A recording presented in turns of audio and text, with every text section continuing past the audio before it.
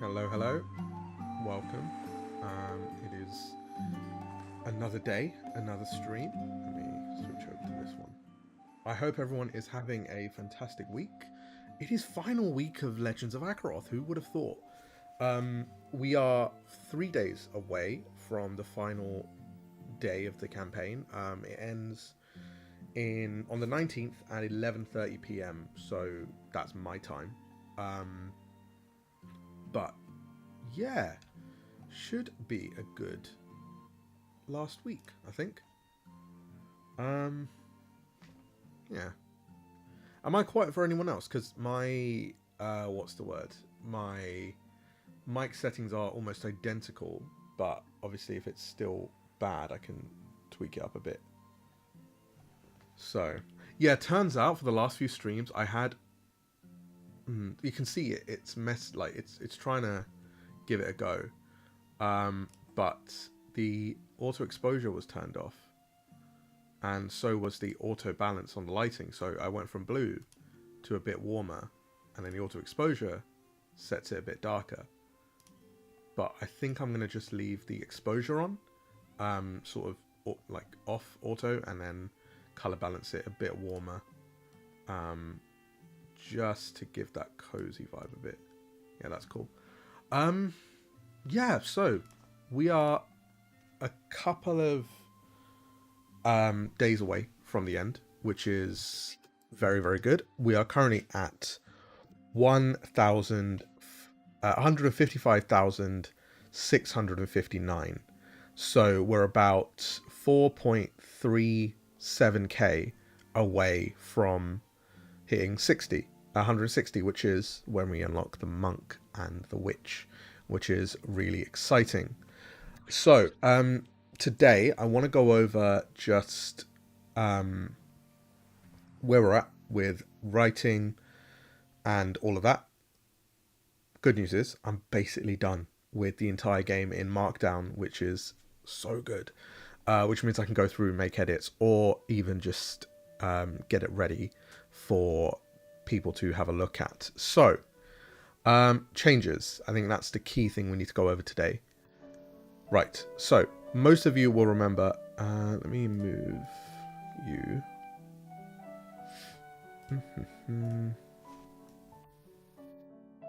Move you over here. A bit larger. There we go.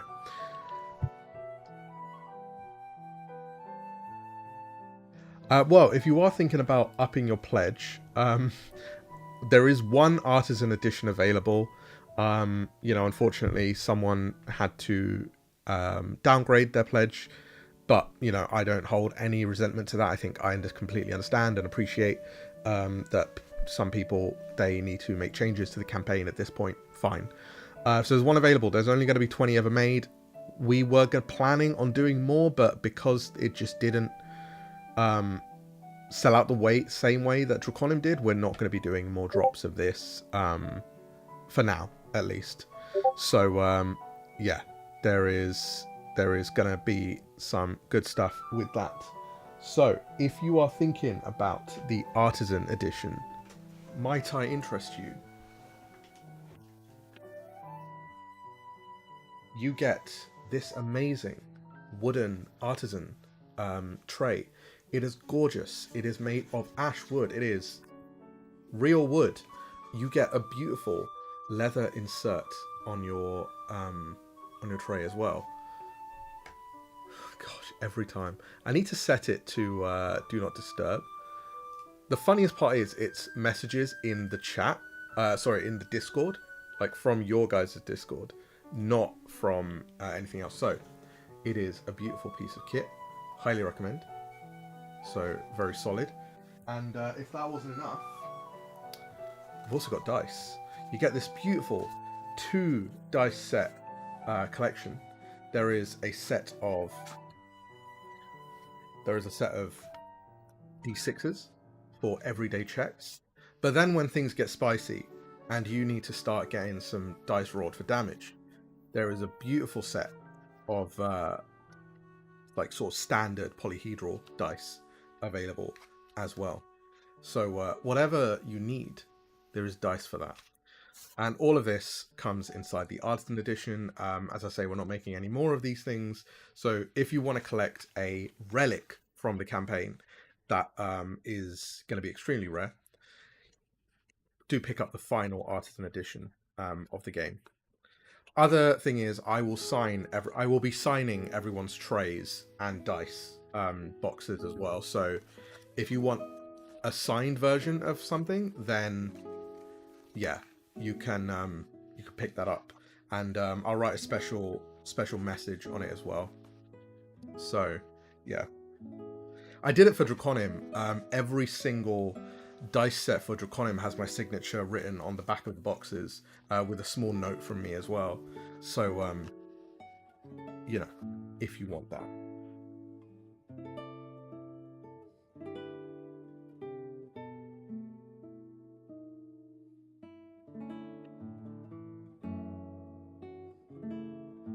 My original copy of Brambletrek, the first one I ever printed. So there you go. That is a throwback.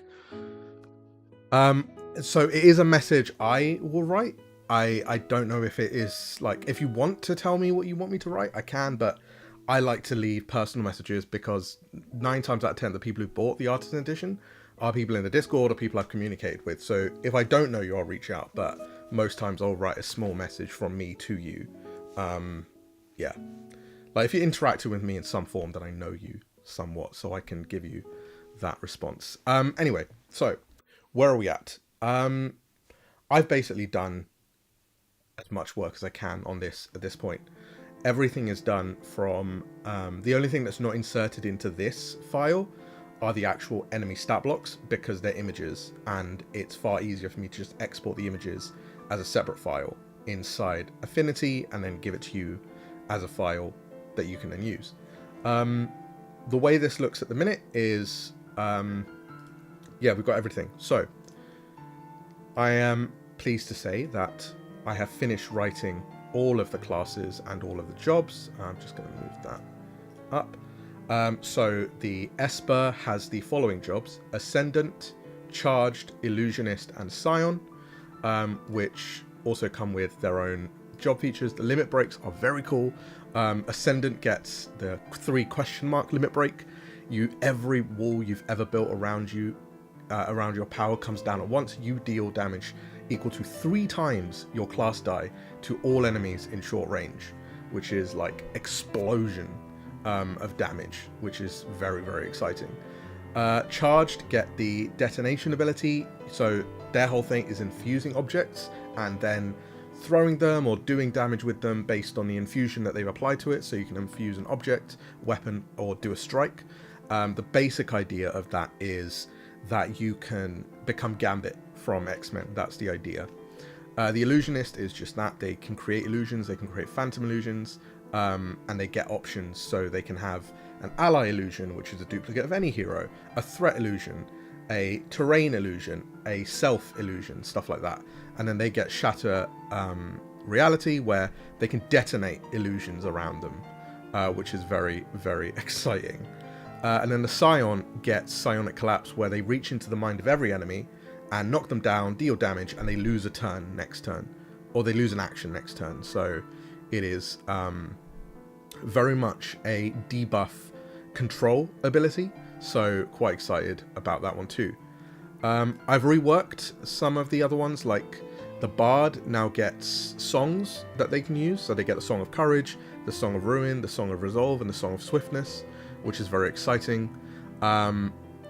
The Cleric gets just like classic Cleric stuff, so they get Smite, blah blah blah, all that. Oracle is very cool. So the Oracle gets something called an Omen. At the start of each scene, you roll a d6 and you keep it face down, and then only you know what it is. But at any point, you can reveal the Omen, and that's the outcome of the roll. So, for example, you're doing something and you've rolled and you get a 5 or a 6, then that check can become a crit or a full success. And you keep that face down. No one knows what it is except you, and you can reveal that at any point, which means if you get a 1 and an enemy rolls for a check or an attack, you can reveal the Omen as a 1 and go, well, your thing is sort of like your thing fails or whatever. Obviously, with a d6, you're going to know what it is based on the other numbers around it. So the idea is you roll it, keep it hidden, and then write it down and keep it face down. there's a level of trust that goes into this one, because obviously you need to trust that your player isn't lying to you. But, you know, I think that trying to create rules that say, you know, around bad players is never going to help. So I want stuff to be fun, and I love the idea that you just write down what it is. You have it like a face down card, and it's you've activated my trap card, and you flip the piece of paper over that you've sort of like written down. So you don't keep the die face down, you keep the result face down from others. You can write on a piece of paper, you can write it on like, I don't know, a book or something, close the book. It's not about keeping the die face down, it's keeping the result face down. So, and then reveal it later, you know, which is just, I was watching Yu-Gi-Oh! And then I had the you've activated my trap card thing, and that was a lot of fun. Right. Mage, they get the Arcanist. The Battlemancer has been updated to be more Spell Sword, which is quite fun. And you get the Chronomancer, who can do more Time Lock abilities. So their like limit break is time stops and the world is completely frozen, and you can make one attack against an enemy and your damage is equal to your class die and can crit. You know, so it's a lot more easier to manage as well. Then you got the Elementalist, who basically chooses elements and then can do more damage based on the sort of like based on the stuff that is there. So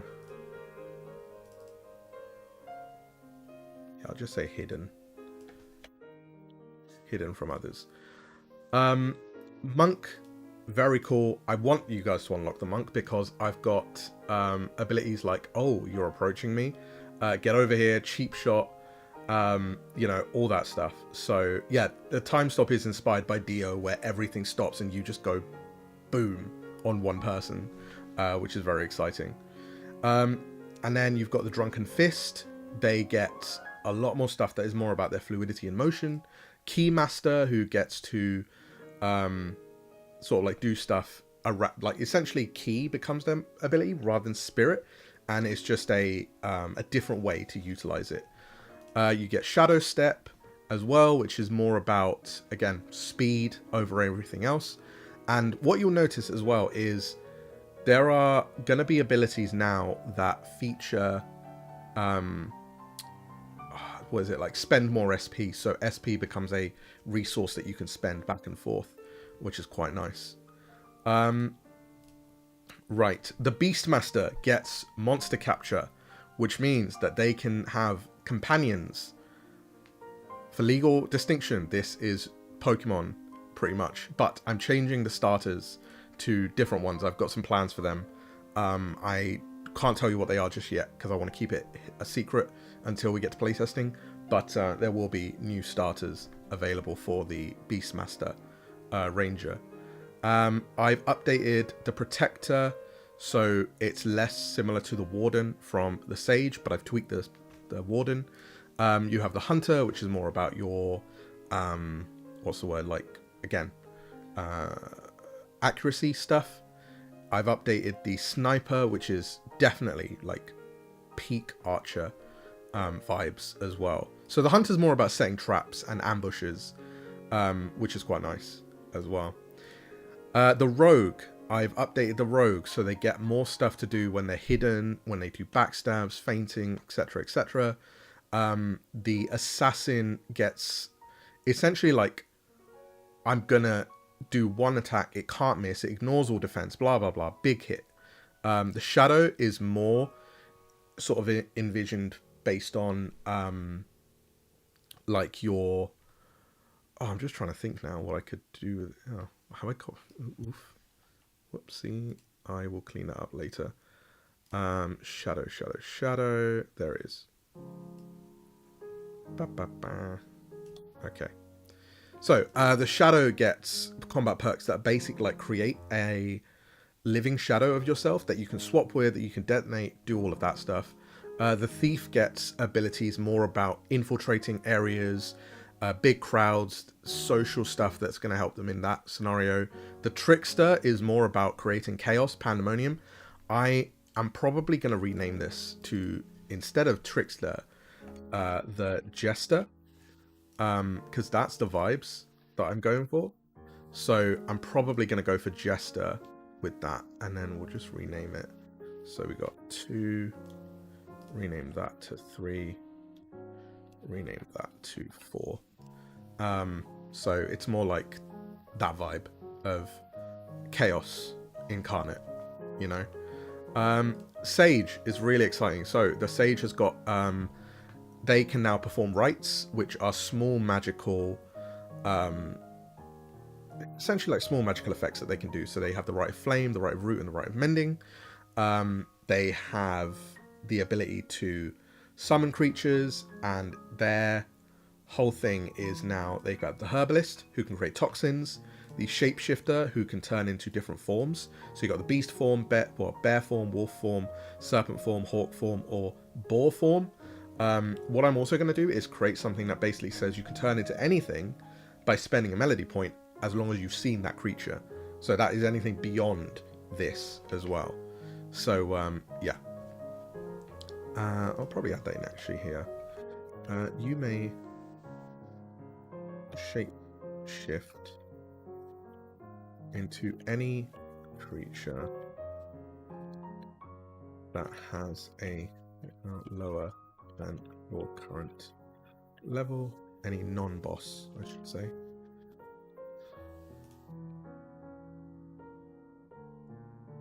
Spending 2 MP. Okay, cool.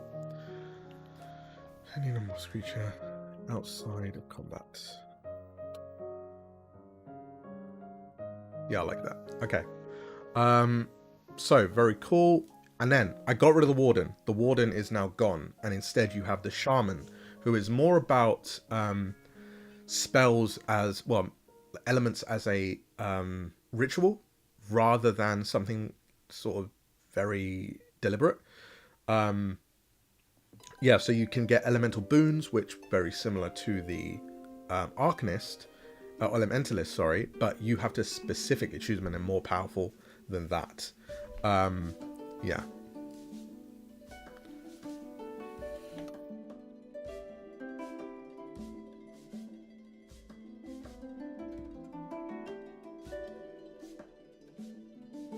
Right, non-boss, non-NPC. Because I feel like if you started shapeshifting into NPCs, that becomes a massive problem. So let's get rid of that. Right, so Shaman has Boon of Ash as well. So yeah, you'll see that everywhere. And then you've got the Summoner, who can summon echoes. I've reworked the echoes completely. So echoes are much easier to understand for a new player, because originally they were very lore heavy, and I think for a new player it didn't really help. So instead you just have Echo of Fire, Echo of Cold, Echo of Earth, Echo of Shadow. They represent the sort of like damage types instead now, so it's a bit more easier for you to understand. So tell me if I'm going too fast. I do apologize. I'm very excited. There is a lot of stuff I've done, so I want to cover all of that, but I do understand that if it's just too much for you, so do let me know. So the Tinkerer. There's someone at my door. Give me 2 seconds. I'll be right back.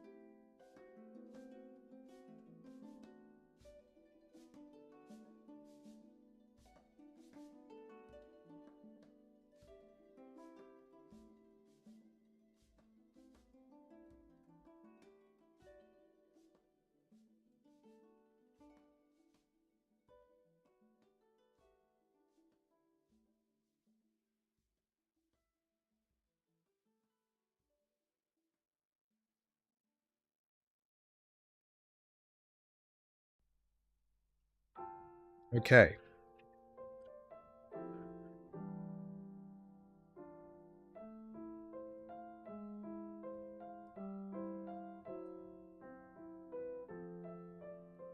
Cool. So, Tinkerer, very exciting. I have added in the jobs as well because I know I was sort of like, you know, a bit confused on where I was going to go with that. Um, so I know, like, yeah, I do understand what you mean. The problem I have is all feedback when it came to Draconim, especially, people just didn't understand the echoes as easy as I thought they would. Having heavy lore is great, but it actually jeopardized gameplay because they didn't want to spend time reading what they were. They want to do that in their free time, not in the middle of combat. So simplifying it down keeps the focus on the player. Now, what I will do actually is add in this.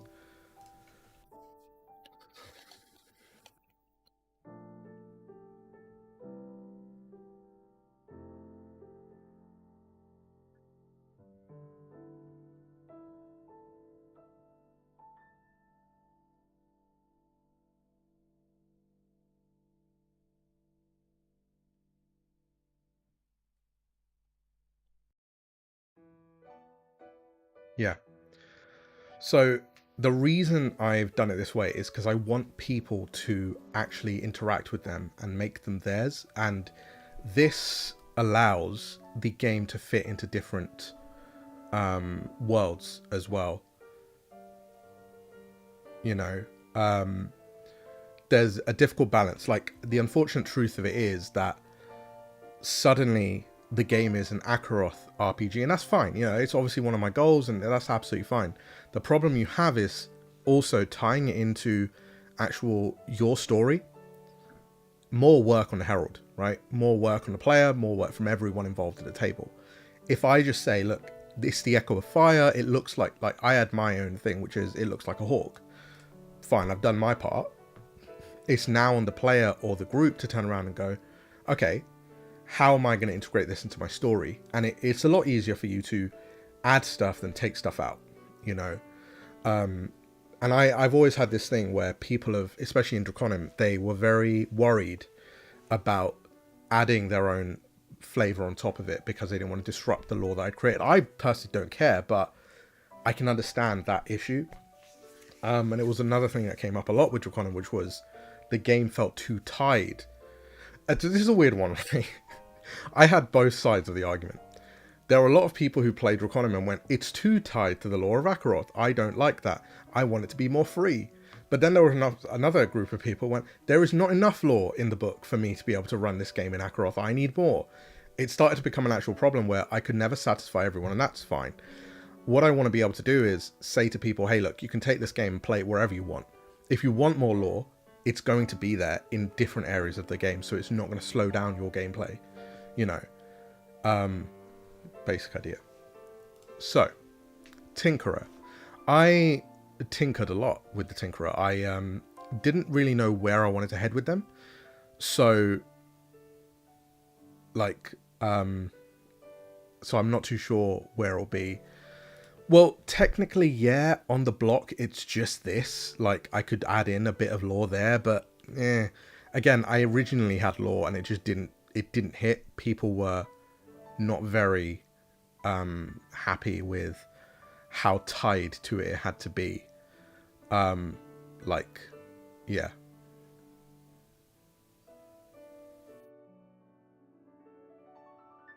Well, this is the problem, isn't it? You know, especially with, like, I've played the Cosmere RPG, I've read it, and I find it fascinating. If I want to play the Cosmere RPG, or if, sorry, the Cosmere RPG is a great RPG to play in the Cosmere. It is not a great game to take out and play in your own setting because the systems have been so deeply tied into the lore that suddenly I realistically wouldn't be taking my own. Like, I wouldn't play the Cosmere RPG in Akeroth. There are too many differences in the world that I'm trying to create and the world that's been created with the Cosmere for it to reasonably work well. And I don't want that problem to happen with Draconim, which is why I'm doing some rewrites to make it a bit more freeform, while also keeping the basic ideas of the lore that I love and have created intact. So, you know, that's where I'm at. And yeah, it is very rare that a game like D&D people would actually play in the Forgotten Realms. There are so many games that I've played in. I don't think I've ever played in a truly Forgotten Realms campaign, and that's fine. But there are amazing stories to be told within that world. But I think the beauty of something like D&D is that it can be taken and applied to different things, but then a lot of moving parts. I don't want anyone to be turned away from this because they fear that without knowing the lore, they're not going to be able to play.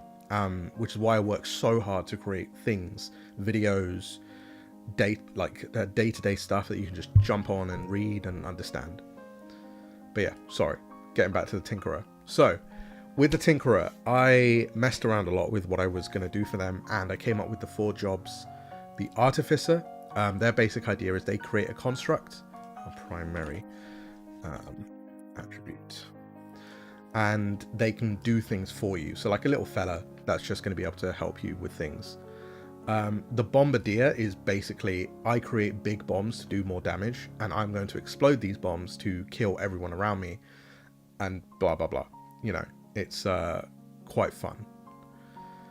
The Pilot is by far my favorite job, because you get to pilot a mech, and I will show you what a mech looks like, because I think it's going to be useful to vision board things.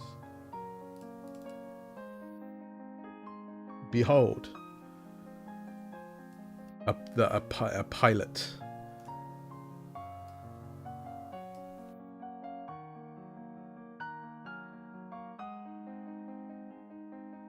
So the pilot gets a whole ass mech that they can use. Yeah, which is very, very cool. And I'm really, really excited for it. So that is one of the artworks for them. And this is the other one as well. So if you pick the Tinkerer and you choose the pilot job, you get access to a mech. Yeah, I'm just gonna, it should be your primary. You're a bit slower than normal, but you get things such as your frame has its own HP. You have abilities like System Overload, so you can push your frame past its limits. You get Afterburner, which means you could double your speed by firing your jets. You restore HP to your frame mid-combat by like tinkering around with it. You can shoot missiles from it as well. You can create like a single point on your mech that can't take damage. So yeah, I might just call it the mech actually, because I was like, oh, should I just call it mech? But does it really matter? It doesn't matter. Yeah, the mech. So yeah, it's just a very exciting subclass, sort of job. Then you have the Saboteur. The Saboteur is basically, I'm going to trap enemies. I'm going to dismantle their weapons. I'm going to create things that are going to disrupt combat, which is really fun. The Warrior, I've tweaked them a bit now. So the Berserker is more like your classic barbarian, but there's more stuff that they can do. Oh, it should be combat perks.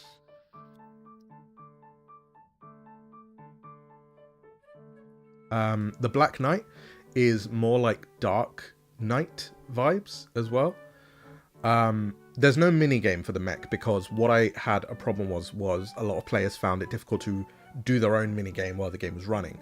So I did have the vision to do something like the jammed stuff that you can get in D&D, where you re-roll for a gun, but it just added more stuff for you to track, and then it became boring. Instead, you just have the mech. You can do stuff with the mech, but it will run out of battery eventually if you keep doing things. So the only thing you need to track is its battery life, essentially, which I think is a fair trade. You know, you overuse the mech, you're going to have to take a turn to refill the battery. And yeah, that's just the basic idea of what I had. The Lancer is way more similar to the Dragoon now in terms of its vibes, because that's my vision for it. It was like spears, jumping, teleporting to your lance, all of that. Those of you who've played Draconim or have read Draconim, you will recognize Dragonfall, which is very exciting. It should be down, not knocked prone. Yeah, it's very, very exciting stuff. Like spell slots. What do you mean? Do you mean like you do something, it costs you a spell? No, well, no, technically, because spell slots have different levels of stuff, whereas this is just, if you do an action, it costs you a, what's the word? It costs you a battery thing. That's really it. And then if you run out of battery, you have to take a turn to refill your battery. And yeah, you can spend melody points to do that, you know, stuff like that. Vanguard is definitely more like, I'm going to command the party, so they can issue a command and it resolves immediately. So, for example, they just say advance and an ally can move as a free action. They can say strike and an ally can do a free action, a free attack. It's very much, I'm going to use my thing in order to, I'm going to spend my actions to give you more stuff to do, which is really, really exciting. So, yeah. And then the one that everyone's been waiting for, the Witch. So, I know you have been all wondering what the Witch is going to be able to do and what the subclasses for the Witch are. I'm very pleased to say the Witch gets Blood Witch. So, it's essentially like Hemomancer. Originally, it was called the Hemomancer, but when I did some research, people didn't know what Hemomancer was, and I didn't want people to get confused. I want it to be very clear what this is. It's a Blood Witch. So you have blood pacts, you can absorb, take damage in order to do more cool stuff, and things like that. You get Cursed One, who can essentially place hexes on enemies, and they get stuff based on that. So they can trigger a conditional curse. So, for example, you might say, all right, when this target moves, they take damage equal to my class dice. If they attack, they take damage. It's basically, you try and see what they're doing, and you place a curse on the thing that they do most. So, very cool. Hexblade is essentially a dark spell blade. You have a cursed blade given to you by the Paragons, and that you can use that to channel energy through and do more stuff with, which is really exciting. And then you have Necromancer. I think Necromancer is very clear. You can summon, like, little guys who are dead to help you. So it's a really exciting thing. Okay, so we went over reasons for adventure. We went over moments. So really exciting stuff. But what I've done is I've reworked the Waymates completely as well. I think we've already gone over that. We now have pets. So, pets are not the same as a Beastmaster companion.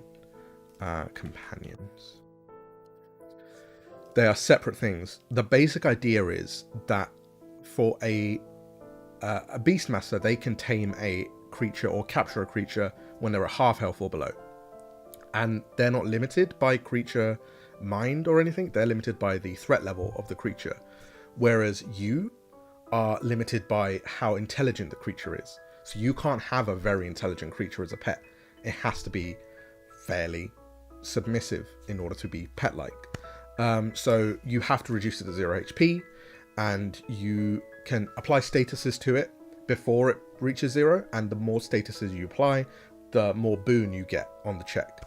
And again, because it's a general thing, I've just made it Soul plus World, so there will be certain characters who are better at pets than everyone, which is quite nice as a system.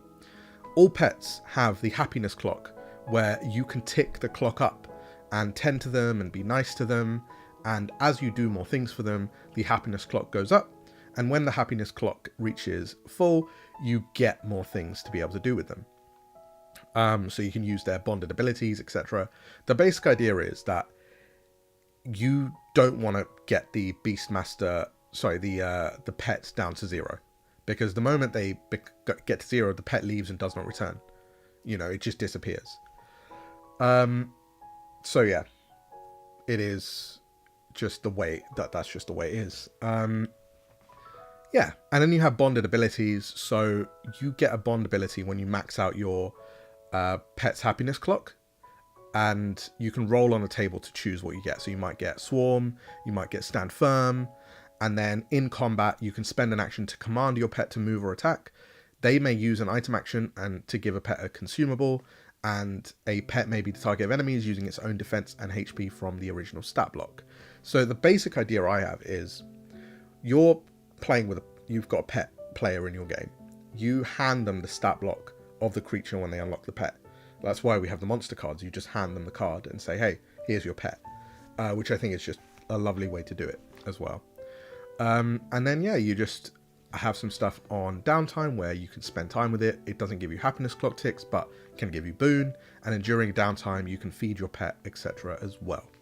So it's a really exciting subsystem for people who want to do things. Right, guilds. So I have added in all of the guild tables in as well. So everything is now built in, which is really nice. And then we've got all of the guild generators added too, which is really exciting. We've got base building now. So base building is finished. You roll 2d10 and that tells you what you get. You can build rooms as well. I think we've already gone over this, but then we have farming rules added in now as well, which is very exciting. So you can build a farmstead inside your base. The reason I've done this is because I believe that farming should be sort of like tied into your bases, so it doesn't feel random. It feels intentional for you as a player. So you have to build a base in order to get a farm. You know, that's the basic idea of it. But farming itself is its own sub-game. So you have to plant, you have to tend to your plants, you have to harvest, you have to sell or use them, which is really exciting. But would you guys like to see something? So, some of you have been wondering, okay, I have a farm, what do I do in, what does that mean for me lore-wise? How have I learned how to farm? I don't know this. My player would never know this. I need something in the game to tell me why I have this farm. So, there are characters who have already had a farm in Eric. They've been tending to it. They've been looking after the farm for a long time, and they've realized, okay, it's time for us to pack up and leave for a different part of Akeroth. So we need someone to take over all of the farming bits that we have. You can move the farm to wherever you want, but we need you to take our cattle. We need you to look after our stuff and just take over the farm itself. And here are the 3 that are going to be doing that. Let me see if I can.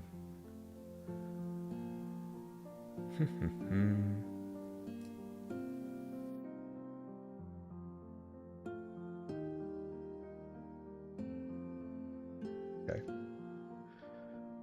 So here is one of the landlords of the farm before they left. Here is another landlord. And here is your 3rd landlord. So you have taken over the farming duties from these 3.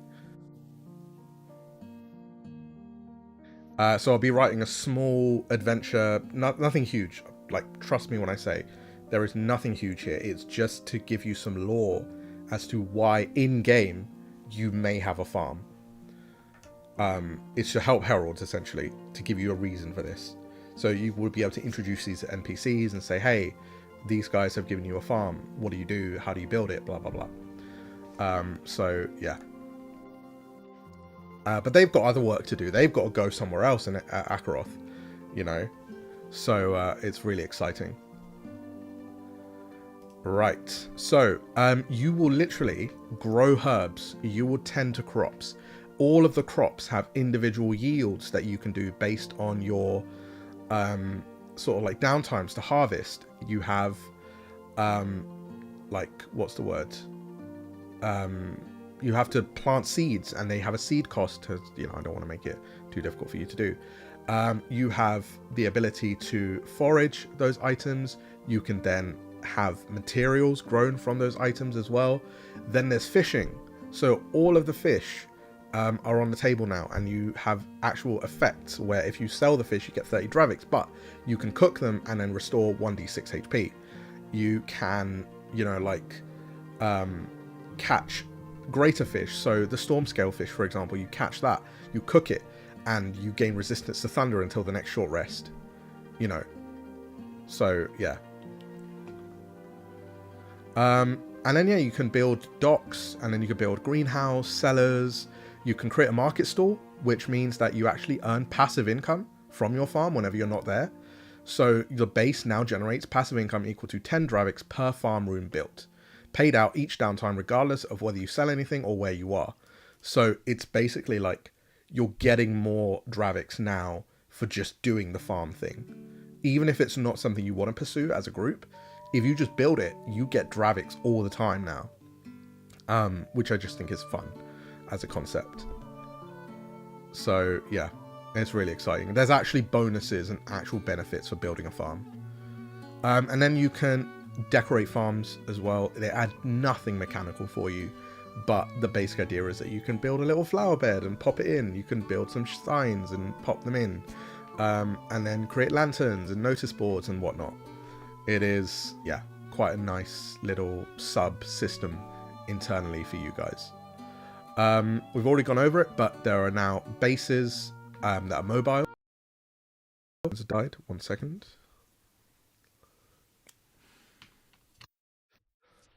Come on. There we go.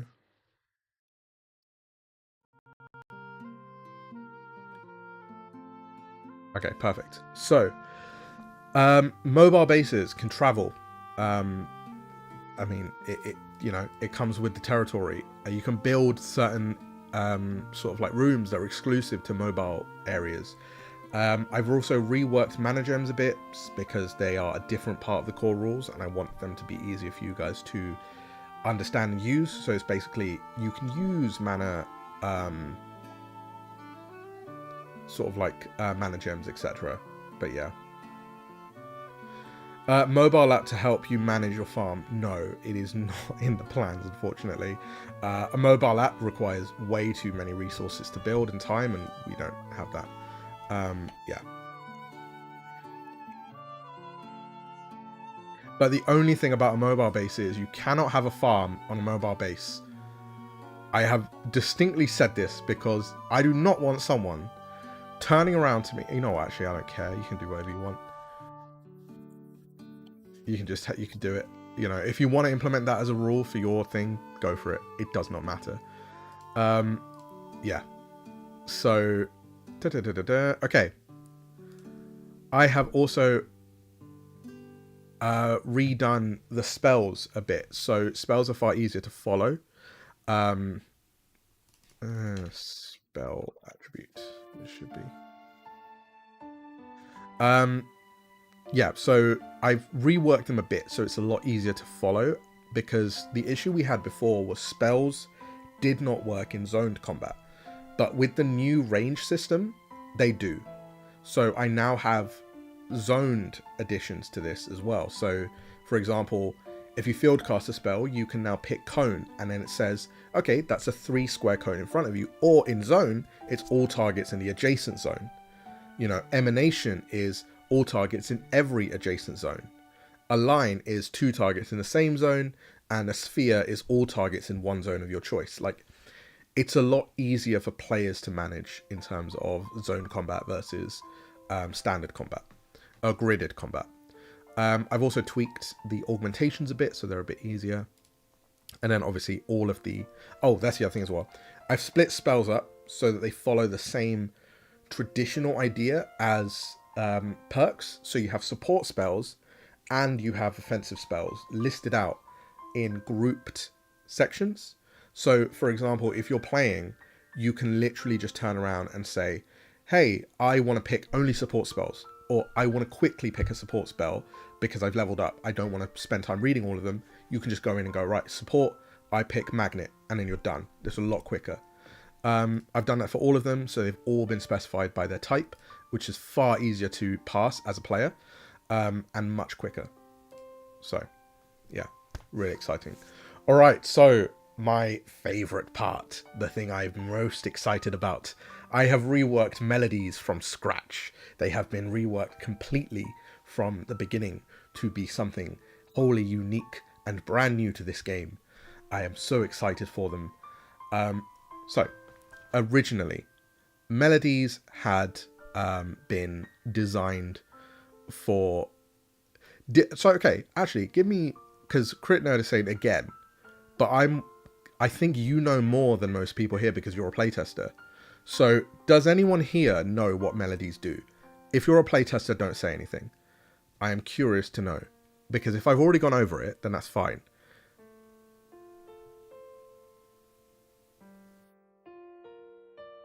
I'm just curious.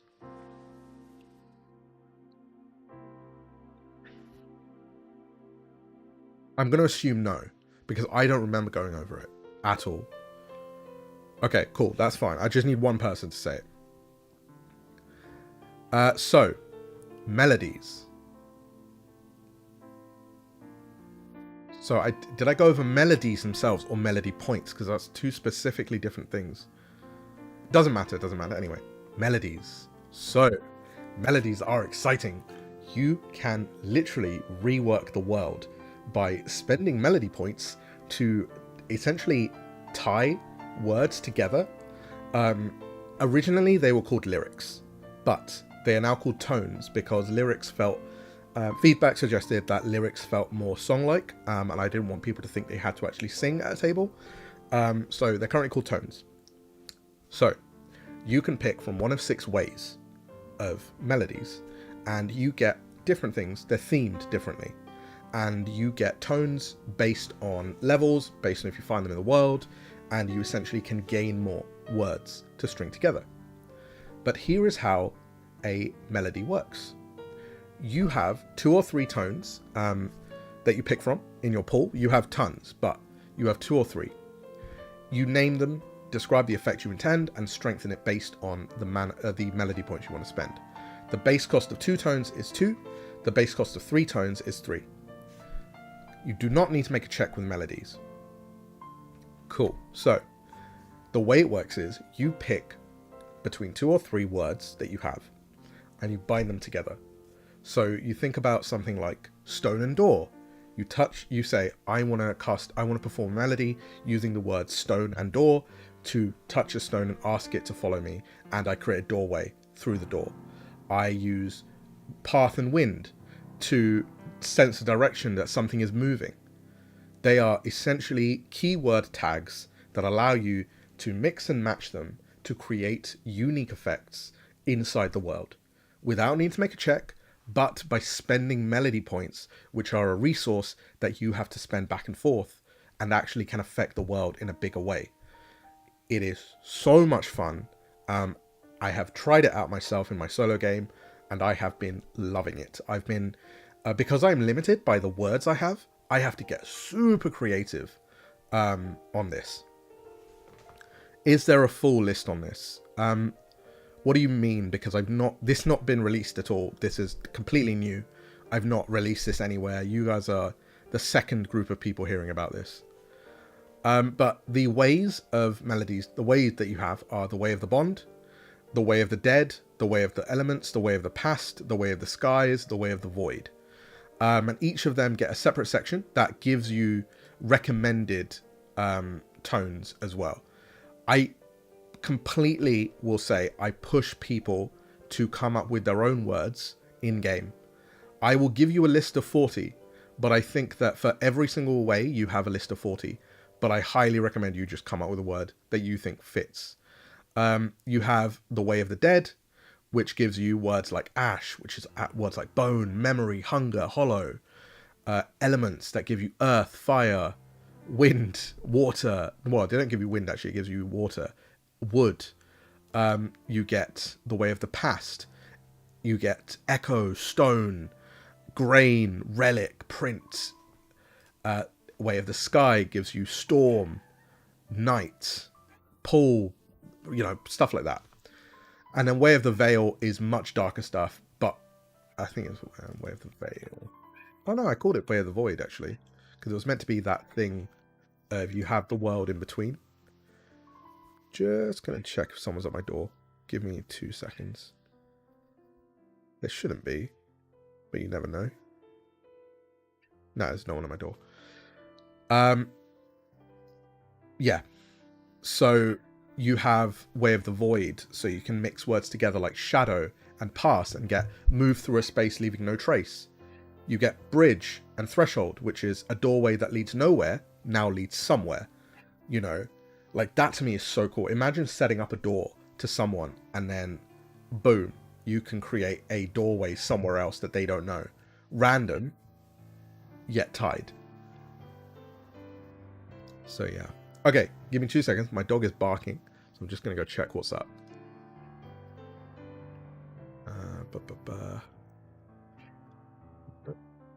Why is it doing that? That is hilarious. Okay, I'm sorry. What the hell? Visual. Okay, there we go.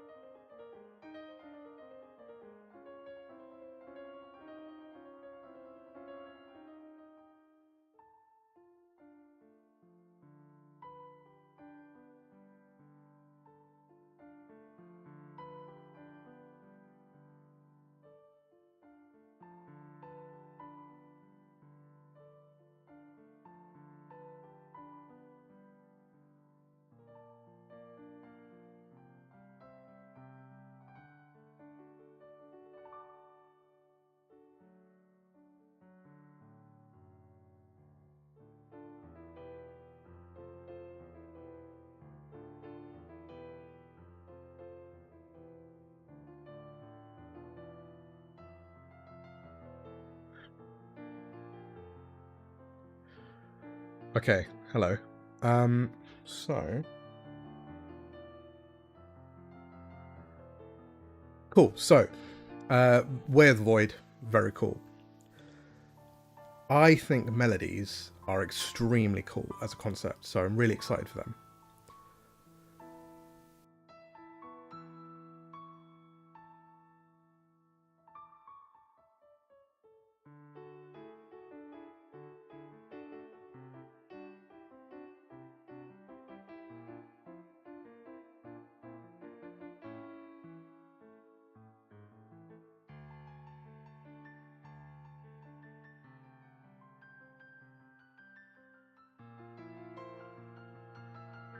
Right. So I've done all the weapons as well. They've been reworked. I have completely scrapped all the riders and all the expanded weapon properties and just limited it down to technically 5 because dual wield is just a standard thing. It's far simpler now. Weapons are much easier to manage. Weapons are much easier to understand. And yeah, just really easy to manage as a player. I've added in some notes on the preparedness check. So you can now spend 2 melody points to skip the roll for a preparedness check and just have the thing. You know, I felt that it is really cool, but I like the idea that you just can spend something, a resource, just have it instead of risking the 50-50 of maybe not having it. Which is, yeah, like it's always better to just spend 2 than spend 1 to roll 2d6. All the weapons have now optional rules. You have durability rules now, which is really exciting. So it's, yeah, great. You have rarities, and then depending on the rarity, they have more segments. And then if you lose segments, then it functions, but it can't crit. It cannot benefit from mana gems, and you have to take it somewhere to be repaired. You can patch up your weapons, but it can only restore up to 1 durability. But, you know, obviously some heroes may field repair something better, like a Tinkerer. And then you can find a Smith. Smiths are the only ones outside of Tinkerer play who can turn around and use, like, what's it called? Mana gems, and create sockets for your mana gems to go inside. Common weapons can't have mana gem sockets, but uncommon, rare, and relics can. And then depending on the color of your gem, it does something different. So a gold gem increases your like hit range by 1. So I'll say if you would roll 1d6,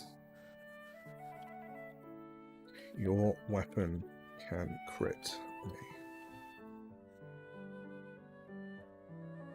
on 5 or 6. So yeah, you can get active gems and passive gems. Passive gems are things that have no activation cost, but an active gem requires you to spend an MP in order to activate them in game. You can stack as many gems as you want, and if you want to find a mana gem, you can do it via shrine completion, you can do it in a boss fight, you can do it by visiting a specialist merchant, and rare enemies can drop them as well. So, well, they are a rare drop from enemies, which is quite fun. Yeah. Which is quite nice as well. So I'm just trying to think. I do like that. I do like that. It's so funny. It is very, very funny.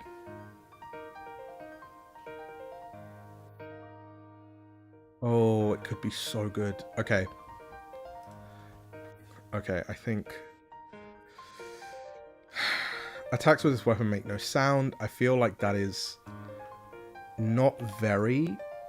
So I'm going to change that and just say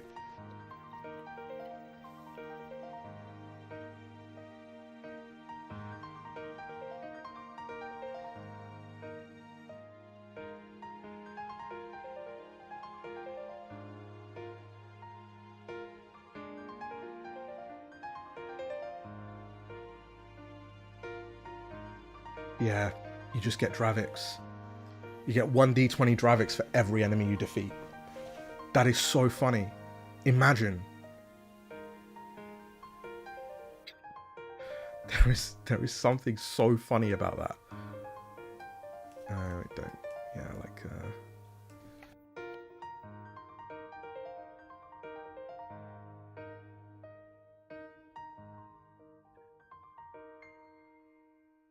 Yeah, yeah. Gold gem gives you Dravix. I like that a lot. So let's go with that.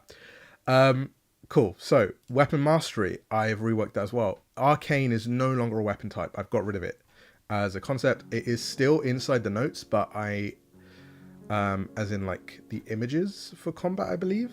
Adventuring. Oh no, where is it? Equipment. Here we go. Combat. So it's still here in the weapon triangle, but I'm going to delete it. The basic idea is that only melee weapons are affected by the triangle, and spells and magical weapons are affected by the affinity symbols or the affinity stuff. So it's a lot easier to manage for you. But yeah. Yeah.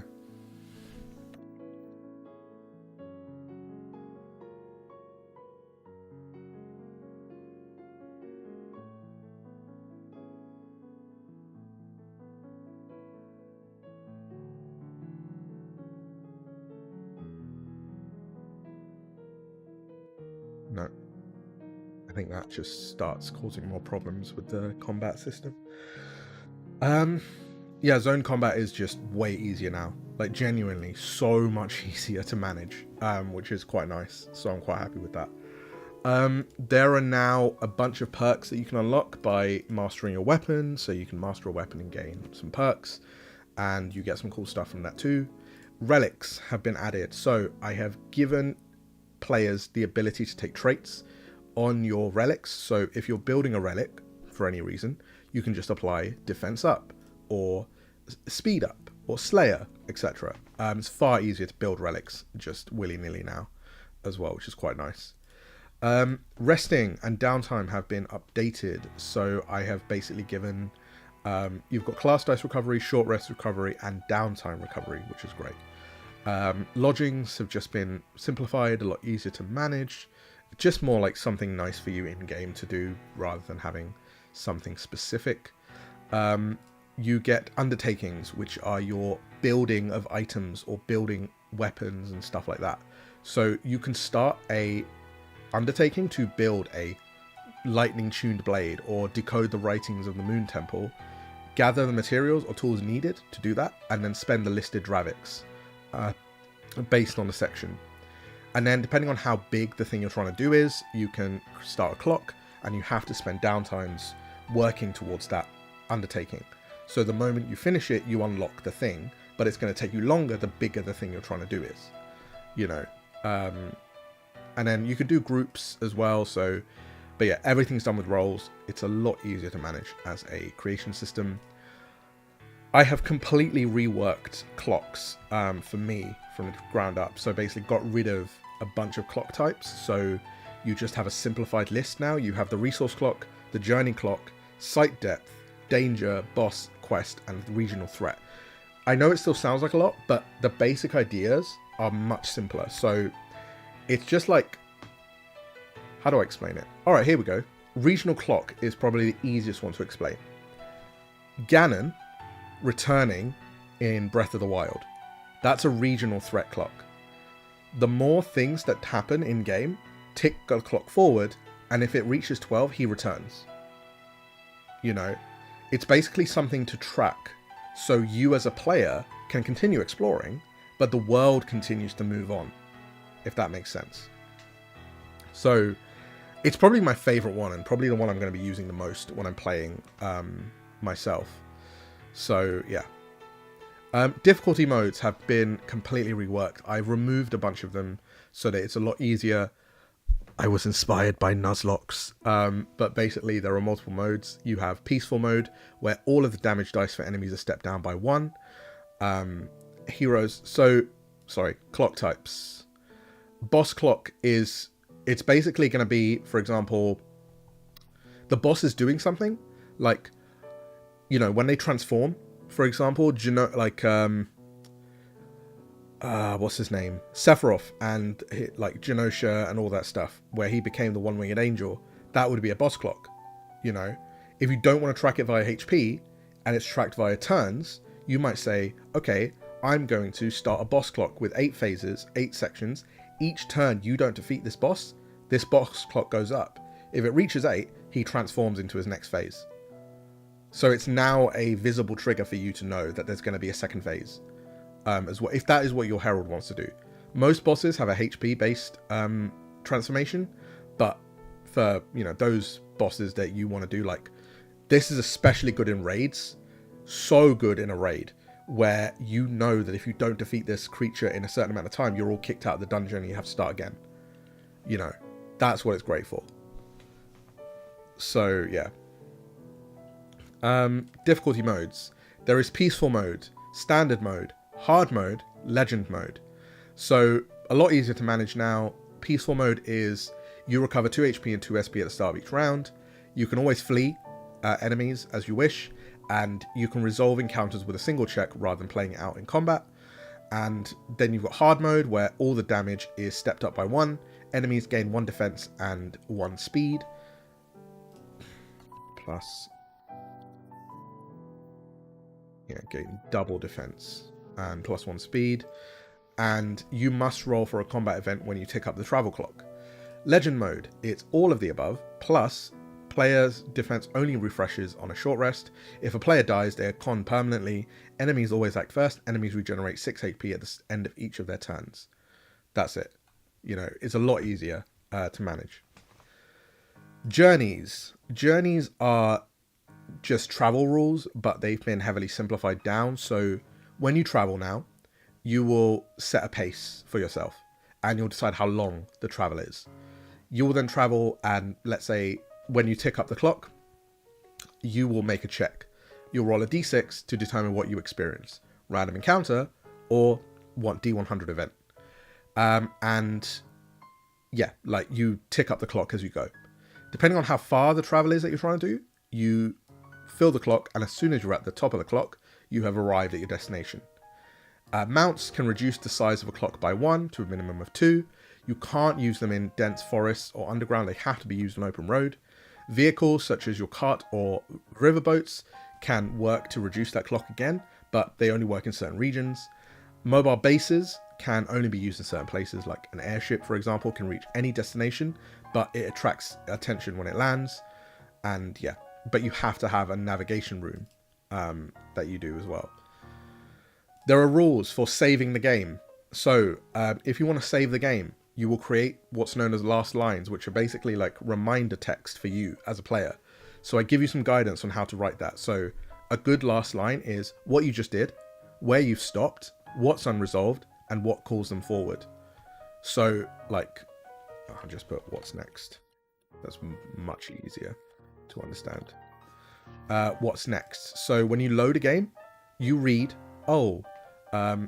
after driving back the Crestwing from the ridge, the heroes made camp underneath the old pine. Their wounds were painful, and yet the trail towards the kingdom was shimmered with hope. Ahead waited the old ruins and news of something returning. Instantly, you know exactly what you got up to last session. You can pick up where you left off. You know, it is meant to be a literal save system. So it's really exciting. Solo mode has had a bit of a rework, so it's now a lot easier to manage, where you roll for 3 separate events. So you've got morning, noon, and night, and then you've got a D12 event if you continue to push on with combat, and you can make travel checks to see what happens. But yeah, it is quite simple. There is rules for duet mode that have been slightly reworked as well, so it's a lot easier for you to manage. I've redone the oracles, so all of the oracles have been added in with all of their tables, which is a lot of stuff, which is good. Exploration. There is now hex travel rules for exploration, and it's a very exciting hex map. And when you enter a hex, you roll for an event, and then you do the event, and then it's done, and you've got different terrain. And when I say there are D100 tables for every single terrain, I am not lying to you. So, for example, you want some generic events that have no terrain, you've got the D100 table with 100 events for you. You want forest events, well, there's a D12 table with combat events, but then D100 table for all of the forest based events. There's a D100 table for mountains, a D12 and D100 for mountains. There's a D12 and D100 for plains. There's a D12 and D100 for ruins, a D12 and D100 for swamps. And there's a D12 and a D100 for water travel events. So there's a bunch of events that you can pick from. There's a bunch of events you can roll for. Literally no 2 adventure sessions in terms of travel will be the same, which is really exciting. Or at least it's very unlikely they will be the same. Yeah. And then all the landmarks have been reworked as well, just to make it a lot easier to pass. So you've got a lot more information. So there are 16 event locations that you can create, but then depending on what you roll, you might get a settlement, and you can create settlements as well. So you can create your own version of Eric, rolling on all these tables, and then you can create some NPCs and recreate some stuff there as well, which is quite nice. I've reworked dungeons and shrines from the ground up. I've removed everything I've done before and started again. So, every dungeon now always has a boss at the end. It's very JRPG, very raid focused, so it's a lot more interesting. You have to pick 2 things when you enter a dungeon. how frequently you're going to check if there is someone following you, and how severe the situation is. So you might check every 2 rooms, you roll a d6, and then it might tick the danger clock up. If the danger clock fills to 100%, you roll on the table, something may happen, and you have events that you can roll for. So you enter a room, you roll on the event table, you roll on the exit pattern table, you draw the new room and connect it to the one you just left, and you check the danger clock if the frequency says so. So you roll on the room table and it says, okay, you found a hazard. You then roll on the hazard table, which tells you what happens. Maybe you roll elite encounter, so it's a powerful foe that drops a certain like loot for you. You know, there's a lot of tables and a lot of oracles, which is quite exciting. When you enter a room, you declare actions now. So instead of just you enter a room and someone says, oh, I want to investigate, you now have specific choices as a player to determine what you do, which is really exciting as a player. So you know exactly what you can and can't do inside a room. And then you have the boss chamber, and bosses now get phases no matter the boss. So even if it's a normal creature, the normal creature still has phases, which is really exciting. So that way you can create boss level encounters at level 1, you know, which is just really fun as an idea. So you roll a d12 and that determines what the phase change is. So sometimes it might be enraged, where they step up all their damage. They might have regeneration, which is they heal 10% of their HP at the start of rounds. It might be frenzy, where they crit on all their attacks. You know, it's a lot more interesting. And then you have the loot table, which tells you, you know, oh, I get a common item, uncommon or rare. And then you roll on the items, and the items have specific detail on what they do. So it's not go from this page to another one, it's just everything on this page tells you what they do, which is quite nice. Yeah. So there's some nice weapons in here as well. And then, yeah, you may enter a safe room, rest to rest, but if you don't find a safe room, you can't rest. And then once you've done it, you gain XP based on the dungeon size, which is applied as well. So you know how dangerous the dungeon is. And then, yeah, you get loot, clocks reset, blah, blah, blah. So really exciting. Shrines still get the D12 and D5, D6 dungeon generation system. But what changes now is they have trials that you must complete. So it makes it far more interesting, where if you start a trial, you're doing combat and you have untouchable. So you have to survive 3 rounds without taking damage. You have to complete that and defeat the enemy in order to beat this trial. I've done it so you don't have to defeat combat. You might have marked, where one hero is chosen by the shrine at the start of combat. Only that hero can damage the guardian during this trial. So now everyone else's job, buff that player, buff that hero, give them items, you know, like try and do other things to distract the enemy. It's more interesting and more engaging than just get this thing HP to 0, you know. So it's quite an exciting place to be. I might do...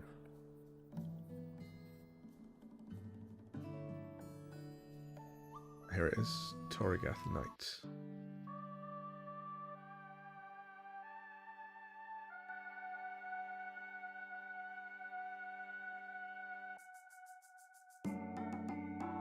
Don't like that. There we go, that's better.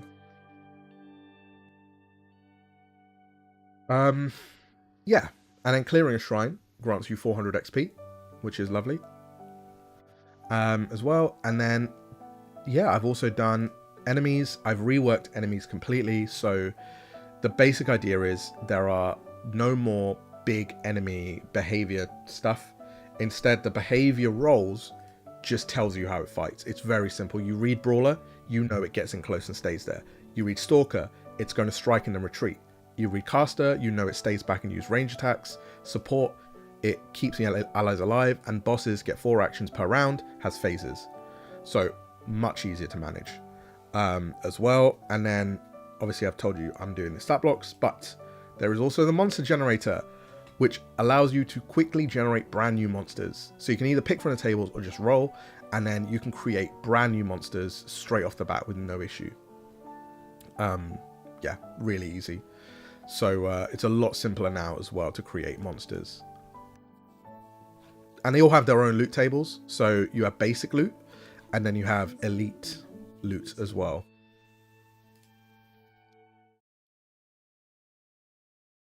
Okay.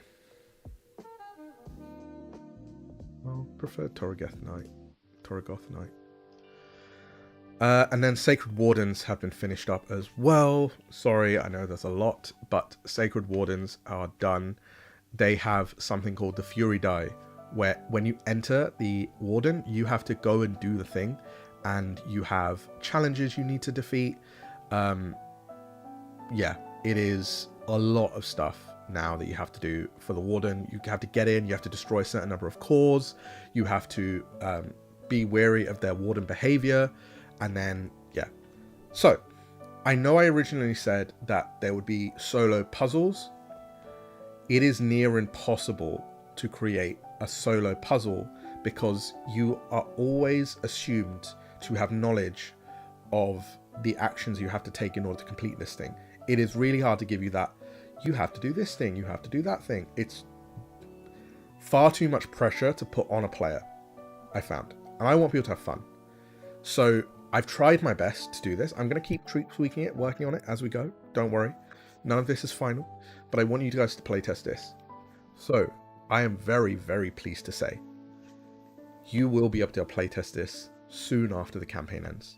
I will not give you a date, but I will say it will be within the first couple of months after the funds reach the company accounts. So I want to preface this. It will not be a laid out version of the game fully.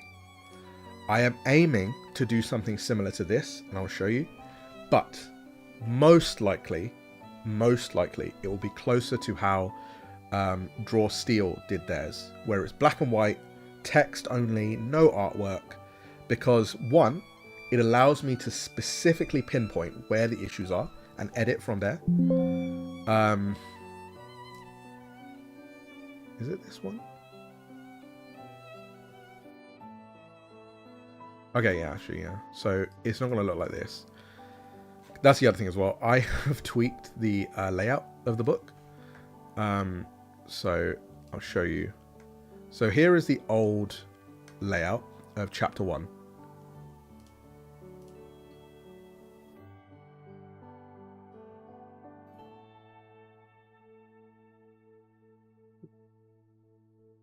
And here is the new layout of chapter 1. So here's the old, and here is the new. Move that there.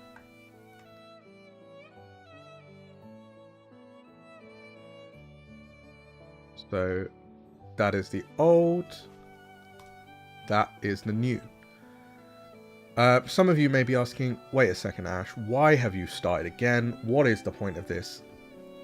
I did it because I wanted the game to be much faster for you guys to read, for you guys to understand, for you guys to flip through. You know, and I wanted it to feel more like a JRPG. You know, like, in my head, I want this to feel more like a guidebook you might buy for Octopath or for Final Fantasy. I know it sounds stupid, trust me, but I wanted it to feel that way. So I feel, why go hard? Why go over the top? Why create all these borders and all this stuff? Why not just keep it simple and keep it straight to the point? If I need to add those things, I can later. But for now, let's keep it absolutely simplified. It will still be bright, it'll still be vibrant, but it's not going to be as intimidating. Because feedback we got was, this looked great, but it was extremely cramped with the borders. The fact that you lose, I think I did a calculation, you lose 10% of a page by just adding in the title there. And so I thought, screw it, I'm going to rework this and I'm going to make it more focused on the game, more focused on what matters, which is the gameplay. and easier to pass. So even if you're struggling to get to certain bits, the like changes such as there are now proper headers instead of like they're proper H1s, H2s, and H3s. So you know the hierarchy of information is a lot cleaner, and it's just nicer to look at as well. And you know, like the artwork has also got a beautiful new watercolor border that I've created for it. I created it in Photoshop and then masked the image to make it, because originally the artwork had this golden border, which I thought was nice, you know, it works, but it wasn't quite where I wanted it. Whereas with this new like watercolor, it feels more cozy, it feels more meaningful as a concept, and I just felt it was more I wanted to feel more like nostalgic, and I think I'm getting there with that. Yeah, some people are going to be disappointed, absolutely, that the layout is changing. I completely appreciate that, but if I didn't make these edits, I genuinely fear the book would not be as easy to understand as it currently is. So that's where I'm at. So what you can expect is, let me see if I can grab you an example.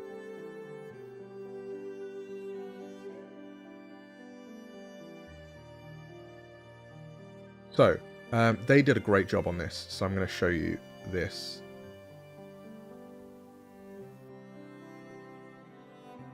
So Daggerheart had a really nice oh gosh,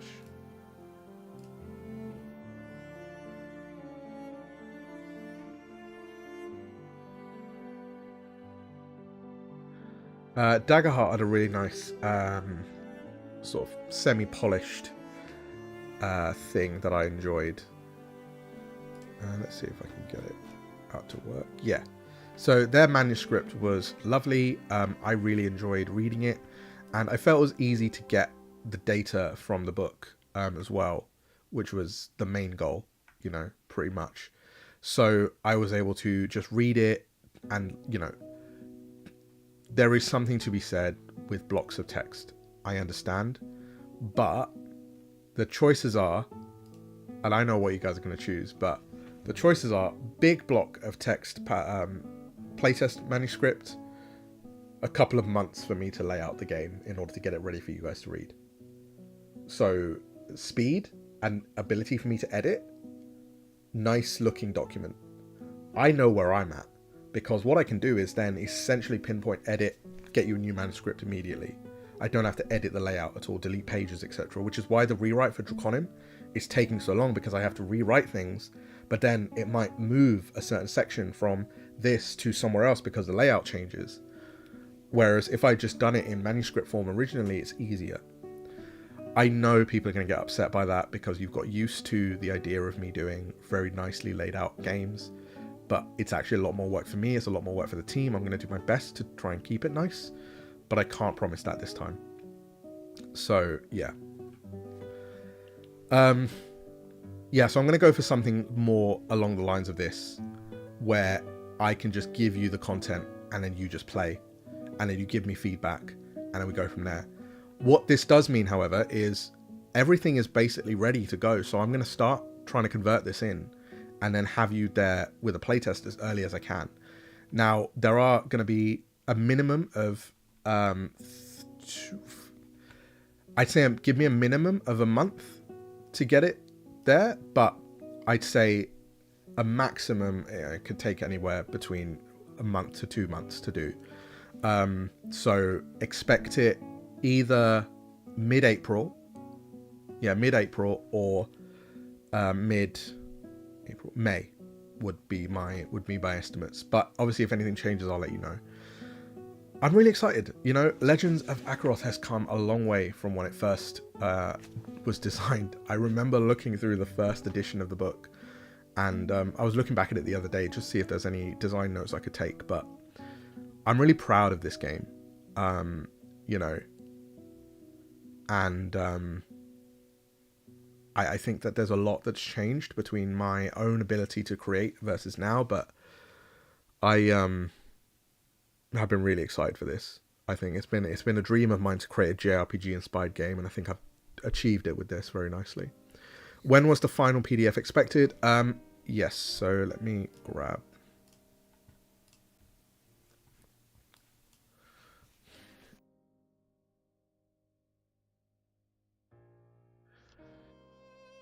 So we are currently at 155,874, which is really exciting. So FAQ, here we go. When will my items ship? We plan to do an extended playtest to get the game perfect. Any dates you see on the campaign page are for digital delivery only. So if you head to shipping, you'll see our final delivery date for all digital content is May 2027. So that gives me a year to work on layout, work on editing, work on this, work on that, work on whatever. Which is where I'm currently at.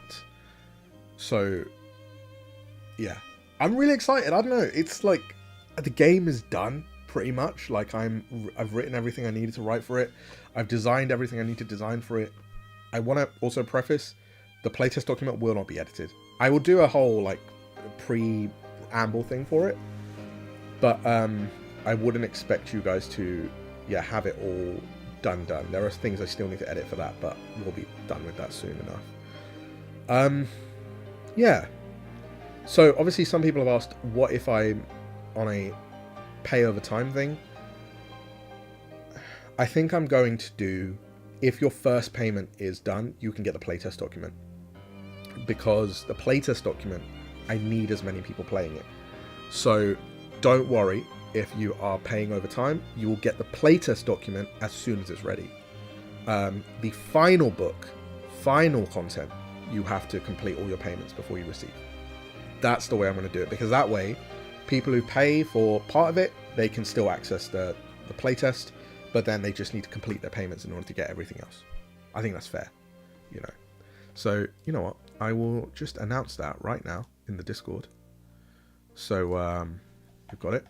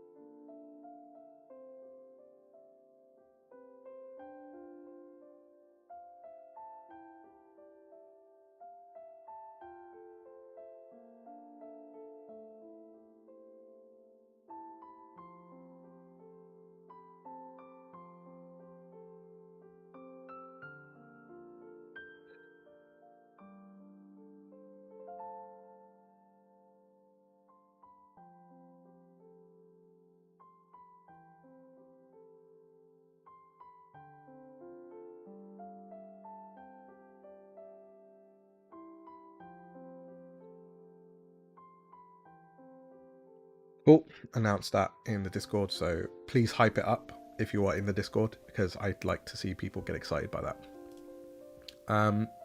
There is still one artisan edition remaining, so if you are still thinking about it, please do grab it. It's a great thing for the creators of these items. It's not even for us, it's for them, because it allows us to do more with them in the future as well, because it's proof of concept. So if you have friends who haven't jumped on and they love stuff like this, then go for it. You know, I think that it is going to be a really exciting time for everyone involved. You know, yeah, I can't wait. So great stuff from everyone. I hope you guys enjoyed. I know it's not a traditional sort of like a traditional thing when you guys sort of like sit here and listen to me ramble and whatnot, but I like talking about these games, and I like talking about my process. I like talking about what I'm inspired by at the minute, because I don't consider myself an artist, but I'd say that if I was to, this would be my medium. I create experiences, and that to me is enough, because I know that in a couple of years there'll be people who are sitting there playing this, and I will be very happy to hear about that. and hear about the stories, hear about the games that they've been playing. The reason I feel this way at the minute is because my Monday group, my amazing Monday group, have been very gracious to start a podcast about Draconim, and they have been talking very kindly about the game. They've had their own criticisms of it, and I completely, art is subjective and things change, but I was listening to it the other day, and I have been fighting with imposter syndrome very heavily over the last few weeks. I think part of it was the campaign, part of it was that, and I'll be completely honest with you guys, part of it was me deciding, am I doing the right thing not doing a 5e product? Am I doing the right thing for that? Is that, for all intents and purposes, from a business perspective, is that the right decision? Okay, maybe it would be a much bigger game if I did 5e, but I don't care about that anymore. I don't care about comparing myself to other campaigns. I don't care how well other campaigns did in the similar vein. I care about how much I'm making. I am having so much fun creating this game, and I get to spend my time crafting something that people are going to play with their friends, that I'm going to introduce friends with. There was a thing a couple of weeks ago a couple of months ago, where people met through my game, and they met and they played it and they created something meaningful. Like, I have friends in this community I met because of this, and I have my Monday group are an amazing group of friends who I consider like really close friends now, because we've been able to play Draconim together, and that to me is enough for me to feel satisfied with what I'm doing here. I'm not perfect, nowhere near, but I enjoy this a lot. So, with that said, let us continue on. Let us meet again in a couple of days for the next stream, which will most likely be the final stream before the end of the campaign. But I might do one just before a dev stream, just to go over any other changes I'm making. I don't think there will be anything. But, yeah, I think that's where we're at. So, I will probably be doing another stream for a different title this week. So, if you are a Draconim fan, do keep an eye out. There will be a stream for Draconim. So, get excited. But other than that, if there's anything anyone needs, you have questions about the campaign, you're new to all of this and you want to jump on, please do join the Discord. Please do join us. Oh, man, the Artisan Editions are all gone. Oh, my God. Oh, that's so good. All the Artisan Editions are gone, people. They are gone. Thank you so much, you guys. Just gonna log in.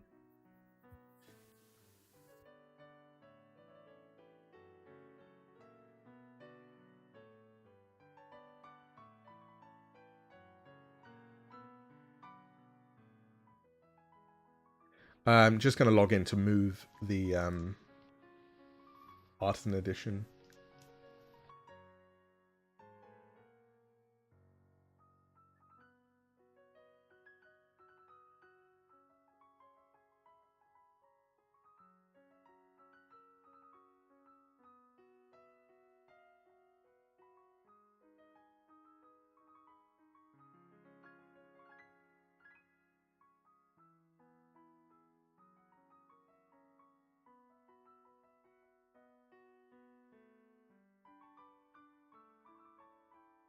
Wow. So we are at 156,124. Whoever it was who bought the Artisan Edition, thank you so much. The other creators, Rune Fable and Bindwood Gaming, are ecstatic, because again, the money goes directly to them for their creations and stuff as well. So you're helping out some like indie creators in that front too, which is just amazing, and I'm really excited for them. So thank you so much. Let me read the comments. Oh, Wolfstra. Come on. Thank you. I really appreciate that. But yes. Yeah, so what I'll do is, anyone who buys the Artisan Edition, let me know if you prefer me not to sign the back of your, what's it called, dice tray. I can just not do it. But if you want me to sign it, I can. And yeah. So we are very close to unlocking the witch. And then we are about, what is it? £3,876. And then we need another 15, 18,000, £18,876 away from getting the Nat 6 collaboration. The Nat 6 thing is going to be massive. Like, I'm so excited to work with them again. And then maybe some other stuff we might do with them. So keep an eye out. I will leave it there. I've got some other stuff I need to get done. I've got some work I need to do. But all I'm going to say is, if you were here for Draconim, keep an eye on your emails over the next couple of hours. That's all. Goodbye. Bye-bye.